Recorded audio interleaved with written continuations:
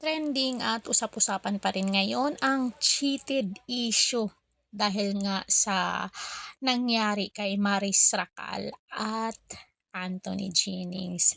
At mayroon naman itong mensahe si Loisa Andalio at saka si Ronnie Alonte na mag-novio o magkarelasyon ngayon. Ronnie Alonte cheated on Loisa many times. Kaya noong si Loisa ang nag-cheat, na-realize ni Ronnie na masakit pala ang mapagtaksilan. Siyempre, masakit talaga. Loisa said, sabi ko nga kay Ronnie, kung kaya niyo mambabae, kaya rin namin manlalaki, kaya wag kayong gagawa ng bagay na ayaw niyong gawin sa inyo. Ganun lang kasimple. Tapos sabi naman ng netizen, ganyan dapat ang mag-cheat. Ang partner nyo, wag magpa-apekto. Mag-cheat din kayo para maramdaman nila yung nararamdaman nyo nung time na nag-cheat sila. So, anong sa inyo dito? Sa lalaki, kung mag-cheat sila, walang mawawala. Pero pag babae kasi ang mag-cheat, maraming mawawala. Kung mag-cheat sila tapos mabuntis, di ba? Mayroong mga ganong tendency. So, malaking kahihiyan pag babae ang magloko kasi hirap kasi patawarin pag babae ang magloko. What if mabuntis? Yung lalaki naman magloko, makabuntis lang siya, hindi naman mabuntis yung lalaki. Siyempre, lalaki yun, di ba? So, maano din talaga pag magtaksil ang babae kasi may tendency na hindi na siya tatanggapin kasi siyempre nabuntis siya. Did this to and hindi niya kinaya na kaya ko pala. Masakit daw kaya magtino. Hahaha. For me, mali ang gayahin niya ang partner niya mag-cheat kasi wala na silang pinagkaiba. Hiwalayan na lang kaysa gumanti. Babae tayo. Mas mahalaga pa rin ang dignidad. Tama. Di ibig sabihin, naglukuhan lang kayo? Hiwalayan nyo na lang. Ganun lang kasimple.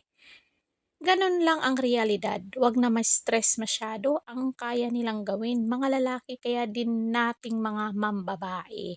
Point ko lang dito, di pa katapusan ng mundo. Lagi pa din piliin na mahalin ang sarili kaysa magpakalugmok dahil niloko ka. Good morning mga people. Yes, para it's a tie. Hehehe. Hindi maitatama ang mali sa isa pang pagkakamali. Walang forever sa mundong ito kaya manatili na lang maging mabuting tao kahit hindi sila naging mabuti sa'yo. Perfectly said, 100%. Doon nila ma-realize na nakakabawas pagkalalaki nila. Di porkit nag-cheat na din si girl, gumanti na. Iparamdam lang kung gaano kasakit maloko. Swerte mo kung paulit-ulit kang tinatanggap ng taong niloloko mo dahil mahal na mahal ka. Kaya dapat magbago ka na. Pag may chance pa, wag mong antayin yung panahon na kusa na lang susuko at ipaubaya ka na.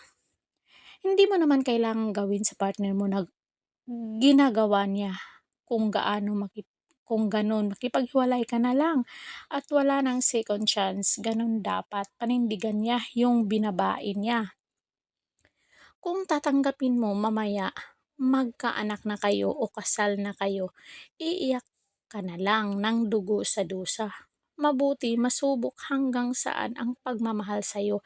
Mali ng babae na manlalaki ka din. Tama.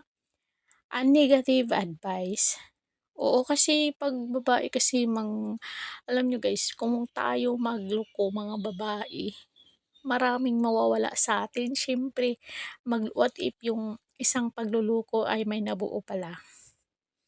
Paano kung mag-asawa na tas may anak na? For me, di maitatama ng isang mali sa isa pang pagkakamali. Just saying lang po. Hayaan na lang natin sila magloko. Una sarili nila, niloloko nila, di yung partner nila. Agree.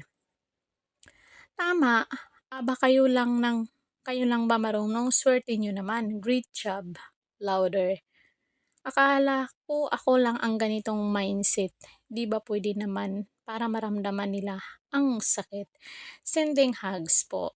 That's my girl. Okay lang kung walang anak na at nakasubaybay sa atin. Pero pag may anak na tayong tao, hindi maganda yun. Baka tayo'y pamarisan ng mga anak natin dahil sa tingin nila, tama yun, hiwalayan na lang. Tama din. Yes, ganun lang. Yun, para ma-realize niya kung anong feeling pag nag-cheat ang isa sa inyo. Very good girl logic. Tama. That's the best revenge. In my own opinion, ang isang pagkakamali ay hindi pwedeng tapatan ng isa pang pagkakamali. Agree. Kung magloko ang boy, wag tayong magloko. Kasi what if may anak na? Tapos magloko ka, magdagdagan ng anak, iba-ibang tatay. Diyos ko. For me, this is not, hindi tama ang sinabi ni Loisa. Balas-balas lang. Not good, dear karma. Yung jam kasi pinos agad, parang baliw na baliw talaga kay Anthony. Biruin mo naman, 7 years. Grabe ka naman. Patas ang laban. Tama. Matry nga, hahaha. Kung kaya nila, kaya din nating mga girls. Wag yung habol ng habol, charot.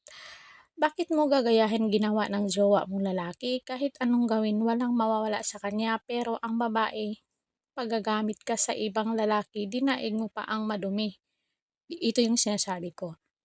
Babae sa kanto, pag niluloko ka, choice mo na, iwan ka na. Iwan, di ka dapat maging martyr dahil ang cheater di na yan magbago. Magbago man yan, kinuha lang niya yung loob mo. Kalmado ka na, saka ulit magluloko yan. Di mo pigilan magloko ang isang tao, nasa iyo na yan. Diba? Taas nito. Kung kaya mo pa lunukin ang jowa mo kahit nakisawsaw na ng yan sa iba't ibang babae. Kung kaya mo pa siya, tanggapin. Ba, good luck sa'yo. Ano nang pagkakaiba parehas silang bastos. Hindi mo pwedeng tungtungan ang pagkakamali ng isa pang pagkakamali. Maraming paraan at pwedeng gawin para ma-realize na niyang mali siya. Sa once na gawin mo, gawain niya. Ano pang pinagkaiba mo sa kanya? Bastos ka din kung ganon. Hehe. Ang simple lang pang ng babae, hiwalay niyo tsaka maghanap ng lalaki. Oo, kasi kung may boyfriend ka pa tapos nagloko ka din kasi nagloko yung guy, 'di ba? Mas marumi ka na babae. So hindi na din maganda yung relasyon kasi toxic na. So anong sa inyo dito mga marites? Comment down kayo dyan sa baba kung agree ba kayo sa sinabi ni Loisa Andalio at saka ni Ronnie Alonte na kung magloko ang lalaki, magloko din tayong mga babae. I mean, kung marunong magloko ang mga lalaki, magloko din tayong mga babae. For me, it's a big no. Kung may boyfriend ka na, hayaan mo yung boyfriend na magloko. Kung hindi mo matik yung panluloko niya, hiwalayan mo. Kaysa manloko, ikaw magpaloko ka. Sa babae, ang daming mawawala. Pag lalaki magloko, walang mawawala sa kanya. Kasi pag kayo magloko, madumi pa tayo sa babaeng mababa ang lipad. So yun lang guys, sana nagustuhan nyo ang video to. Comment na dyan sa baba. Please hit the notification bell. Pag bago pa lang kayo dito sa akin channel, like, share, and subscribe. Caridad Official TV hanggang sa muli and thank you so much.